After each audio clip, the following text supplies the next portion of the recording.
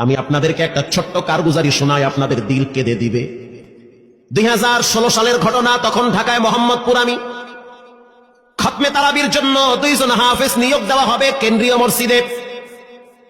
অনেক হাফেজে কোরআনরা সিরিয়াল ধরেছে, তারাবি পড়াবে। কার মনে না চায় এত বড় এক মসজিদে আমি যদি চান্স পাইতাম তো আমার কপালটা খুলে যেত।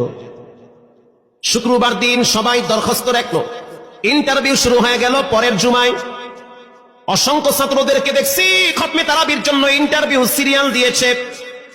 ইন দি মিন টাইমে মসজিদের বারান্দার দরওয়াজায় কে যেন নক করতেছে। খাদেম সাহেব আস্তে করে জানলা খুইলা উকি মাইরা দেখতেছে যে 2টা ছোট বাচ্চা বাহিরে দাঁড়িয়ে আছে, একেবারে অল্প বয়স। খাদেম প্রশ্ন করলো, তোমরা কারা, কেন আসছো? বলে, আমরা 2 জন আসছি খতমে তারাবির ইন্টারভিউ দেওয়ার জন্য।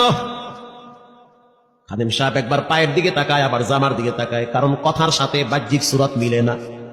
অন্য অন্য ছাত্রদেরকে দেখছি কত উন্নত পোশাক পরে, গেট আপ কত সুন্দর করে ইন্টারভিউ দেওয়ার জন্য আসছে। আর এই 2 জনের দিকে তাকায় দেখলাম মনে হয় রাস্তায় ভিক্ষা করতে করতে আইছে, মানায় না, একেবারে গরিব। খাদেম বলল, ইন্টারভিউর ম্যাচ শেষ, চলে যাও বাড়িতে, নেওয়া হবে না। যাদের ব্যাপারে পরীক্ষা নেওয়া হয়েছে তাদের ব্যাপারে ঘোষণা দেওয়া হবে। বাচ্চা 2টা নাসর বান্দা বলতে আছে, আমাদের তো টাকা নাই যে আমরা ভাড়া দিয়ে এখানে আসবো। বাবাই বড় কষ্ট করে 2-4টা টাকা জমা কইরা পকেটে দিয়া পাঠায় দিছে, এজন্য আসতে দেরি হয়েছে। খাদেমের বড় মায়া লাগছে, কারণ খাদেমও গরিবের সন্তান। ভিতরে গিয়া মুয়াজ্জিম সাহেবের বলতে আছে, ও ভাই, বাহিরে 2টা বাচ্চা দাঁড়ায় আছে, ওরা নাকি হাফেজে কোরআন, কিন্তু দেখলে তো মানায় না। মুয়াজ্জিম সাহেব ধমক দিয়া বলতে আছে, কোনো সুযোগ নাই, তাড়ায় দাও।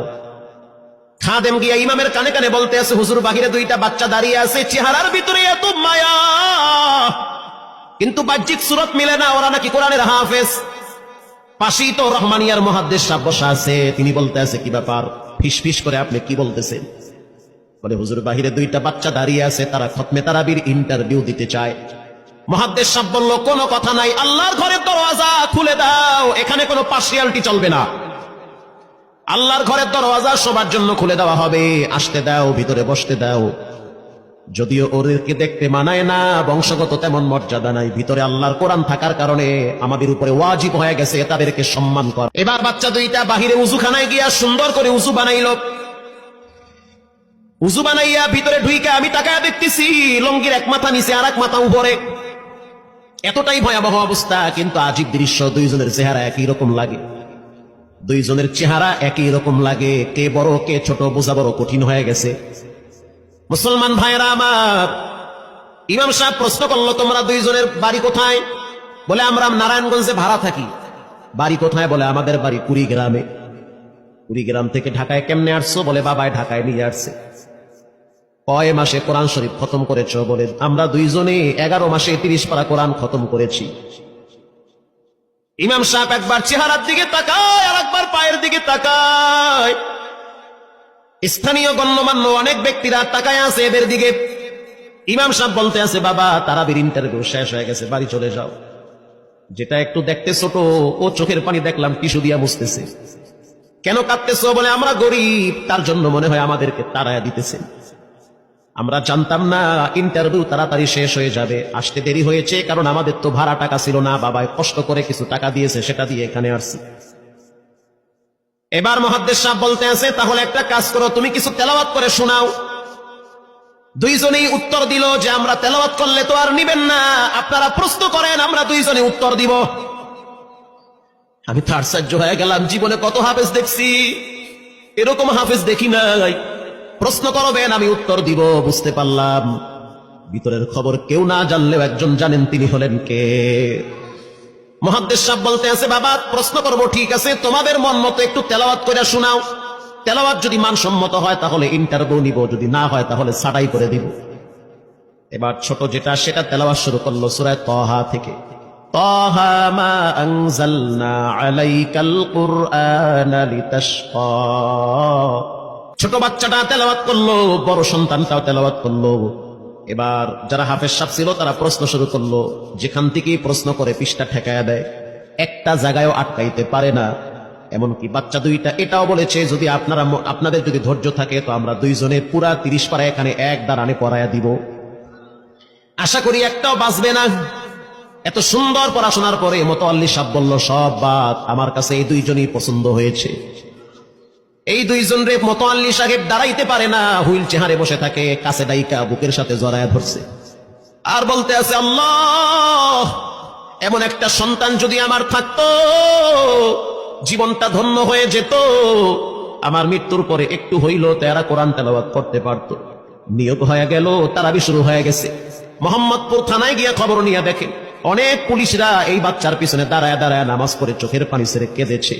শুধু তাই নয়, অনেক হিন্দু মহিলারা পর্যন্ত রাস্তায় হাঁটার সময় তেলাওয়াতের আওয়াজে দাঁড়ায় দাঁড়ায় কোরআন শ্রবণ করেছে। শুধু তাই নয়, অনেক বড় বড় ডাকাত, মাস্তান, সন্ত্রাস, কিশোর গ্যাংরা পর্যন্ত দাঁড়ায় দাঁড়ায় কোরআনের আওয়াজ শুনেছে। 17ই রমজান দেশে বদর দিবস, হাজার হাজার মুসল্লি দাঁড়িয়ে আছি।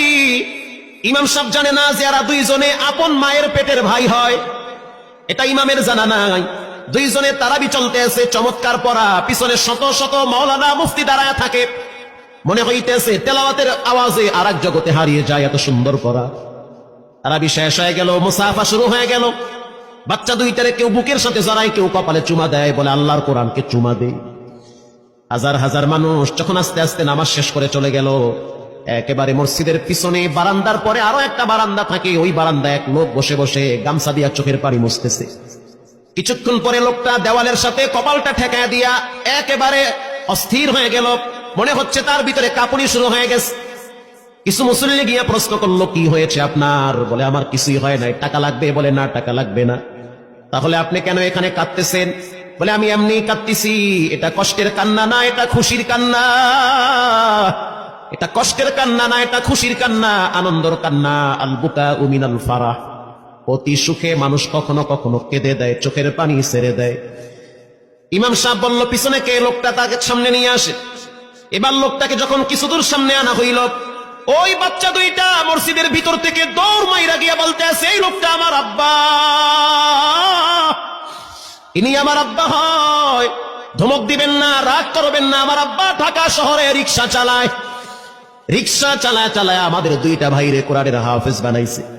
ইমাম সাহেব ধমক দিয়া বলতে আছে, আপনি কেন দেরি করলেন? আগে কেন আসলেন না?